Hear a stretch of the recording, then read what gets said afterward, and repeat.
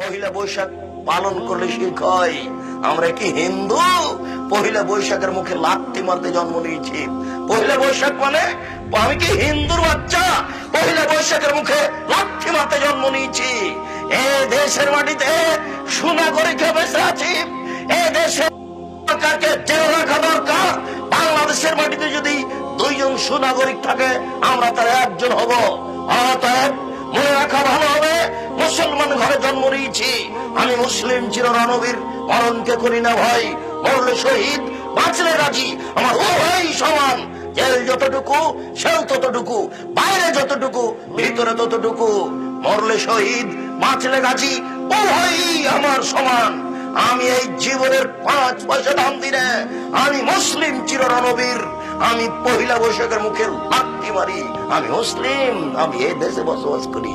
যত যুবক যুবতী এইসব দিবস মানে, যারা পান্তা ভাত নিয়ে গিয়ে বট গাছের নিচে ইলিশ মাছ দিয়ে খায়, এবং যারা একে মানে, যাকে এরা হিসাব করে, যত নেতা, যত নেত্রী, যত ছাত্রী, যত ছাত্র, যত শিক্ষক, যত শিক্ষিকা, এরা সবাই বন্য, এরা সবাই বর্বর, এরা সবাই অসভ্য।